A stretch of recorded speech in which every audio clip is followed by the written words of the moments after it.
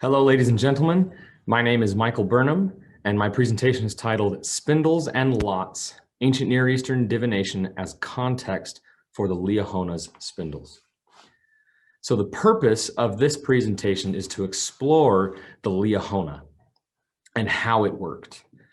The Liahona is familiar to members of the Church of Jesus Christ of Latter-day Saints, but its exact function is not known.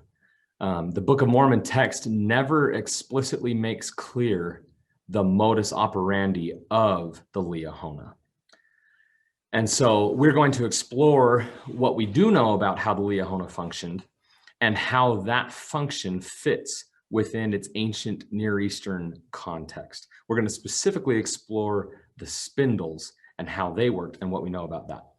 As we explore this, we will also discover how faith in an object like the Liahona would have been easy and normal and natural for Lehi's family because of their historical and cultural context.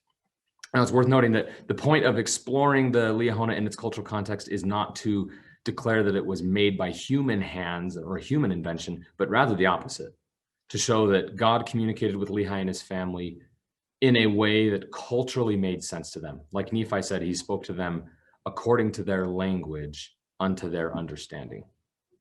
So the first question we're going to explore is it a compass? Was the Liahona a compass? It is referred to commonly as a compass, but that's not the only way it's referred to in the text. The text refers to it as a director 3 times, a compass 6 times, and a ball 9 times. The name Liahona is actually only used once, and it's used by Alma when he's speaking to his son Helaman. And he has to offer an interpretation of the name Liahona to Helaman, explaining that Liahona means compass. And the fact that he has to interpret that to his son suggests that the name Liahona was not commonly used or passed down, and perhaps even the idea that the Liahona was a compass was not necessarily passed down. And that's really what we're exploring here with these 3 titles: director, compass, ball. They seem to be indicating the characteristics of the Liahona and not necessarily its function in the sense of being a magnetic compass, for example. Magnetic compasses are generally thought to have been first used between 300 and 200 BC in the Han Dynasty in China, and not to have been used in the Near East until the early 13th century AD. And this fact is used commonly as a criticism against the Liahona and against the Book of Mormon. Now, scholars like Robert F. Smith have showed that an understanding of the uses of magnetic hematite was known in the Old and New Worlds before Lehi and his family left Jerusalem.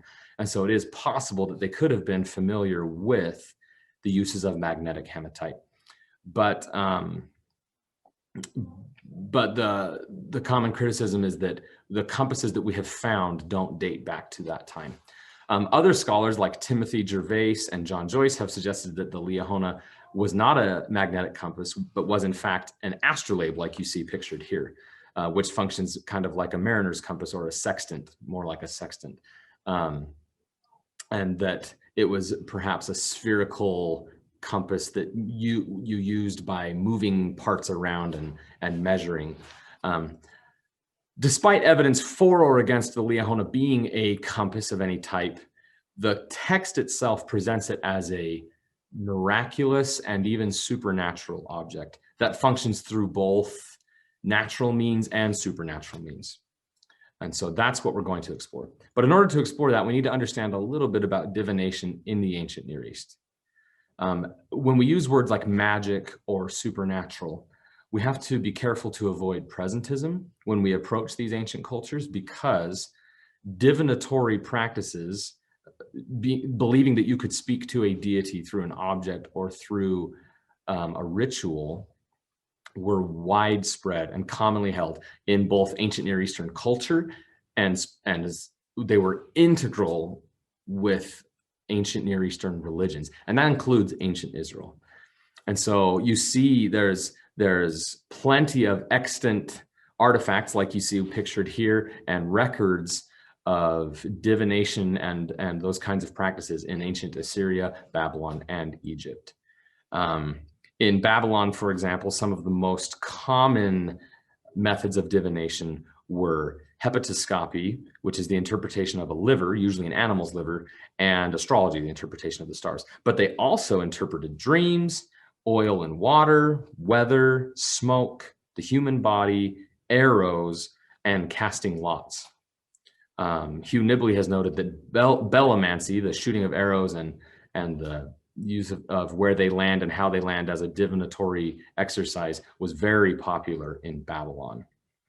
In ancient Egypt, magic was a huge part of the entire religion.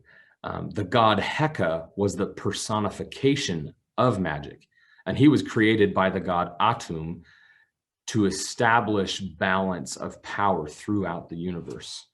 In ancient Egyptian religion, amulets, statues of gods, wands, spell books, tattoos, stelas that had water poured over them, wax figurines, these were all a part of Egyptian priestly practice within the religion. And another common practice was priests would carry a statue of a deity during festivals, and as the statue passed by, people would approach the statue and offer petitions or ask for blessings or guidance, and the priests holding the statue would move the statue to respond to what people were saying. And the people trusted that because they trusted the statue of the deity and they trusted the priests. And so Anne Jeffers has argued that in these ancient religions, separating magic from the miraculous is kind of difficult. And even those words are kind of used as a separation by authority figures in those religions. So something is labeled as magical if it is not allowed in the religious practice. The Bible itself presents contradictory views on divination. Many practices are strictly forbidden, but other divinatory practices are not only accepted, but are extolled as manifesting God's power, which we'll see on this next slide in a second. But I just really quickly want to note that in the 7th and 6th centuries BC, seems to be that divination in the ancient Near East was at its height. The majority of known Babylonian texts containing lists of omens are from the 7th century BC. And even though divination had a constant presence in ancient Egyptian religion, it's during the late period from 664 to 332 BC that more mention is made of oracular decisions. And so this suggests that this time period when Lehi and his family would have been in Jerusalem, divination was a major part of all of the surrounding religions.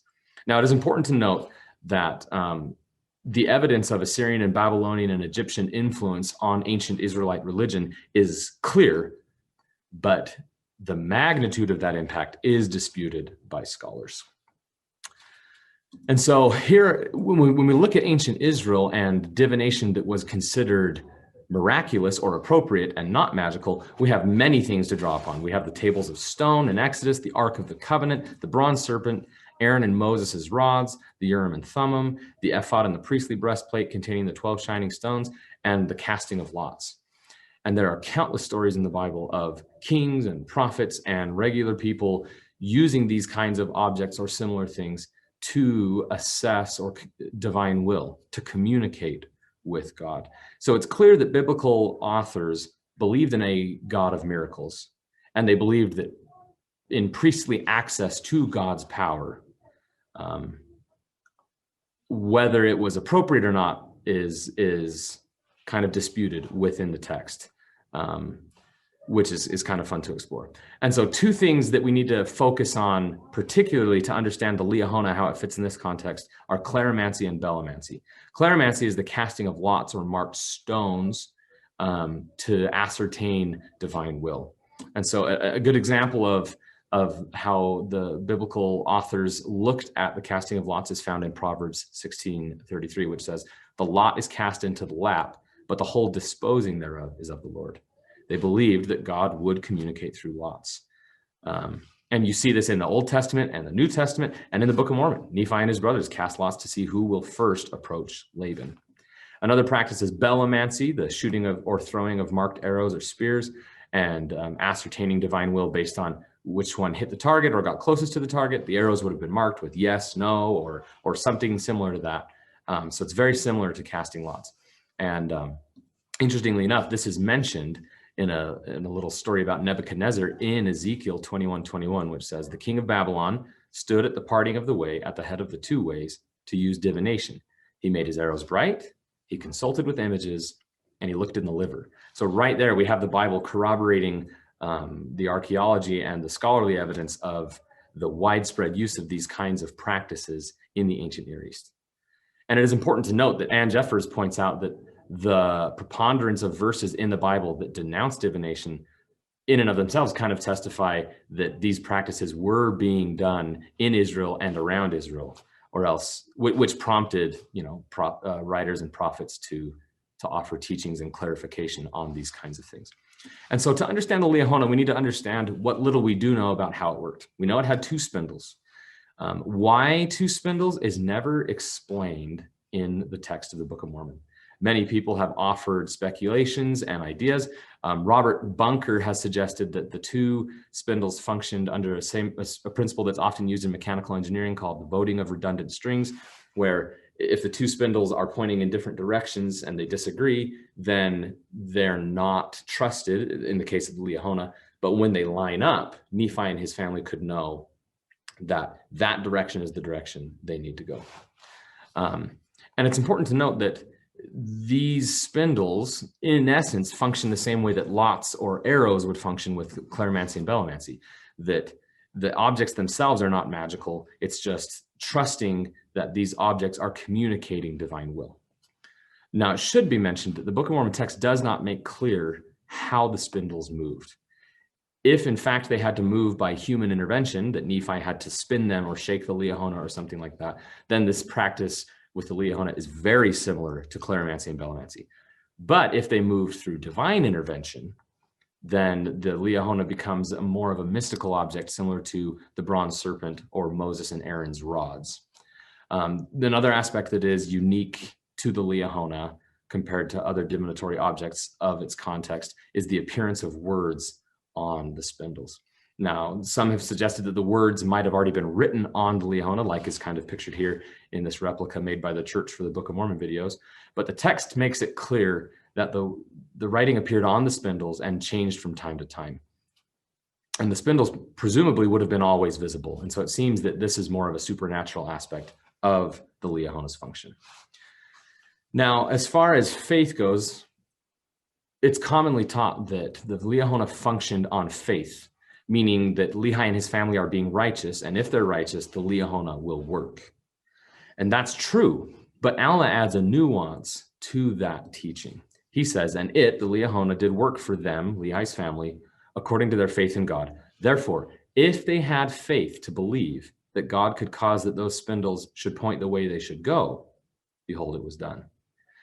And so what that means is that, yes, faith or righteousness was necessary for it to even work in the first place. But Lehi and his family also had to be willing to exercise faith that God would communicate through spindles. And that kind of faith for a family that had been raised in an ancient Near Eastern context, surrounded by all these kinds of divination, that kind of faith presumably would have been easy or natural for them. They would not have a hard time exercising faith in God working through an object. Whereas perhaps if the Liahona were to come forth today, people might react differently to it. And so in conclusion, the Liahona fits within its ancient context in many ways. The spindles, if they functioned by human intervention, are very similar to casting lots or shooting arrows, and so are a form of bellomancy or clairmancy. If they function through divine intervention, they still fit in with their context because they're more of like these mystical objects like Moses's rod and the bronze serpent. Either way, the Liahona fits within its context as a divinatory object, and exercising faith in that kind of an object would have been natural and normal to Lehi's family given their cultural and historical context. And so we see ultimately the understanding this deepens the historical ties of the Liahona and Lehi's family to the ancient world, and ultimately further indicates the ancient nature of the Book of Mormon itself, even down to such small and simple things as the Liahona. Thank you for listening. I have to offer a very special thank you to Carrie Hull for inspiring this paper, to my wife for her support, and to my parents for their guiding influence. Thank you.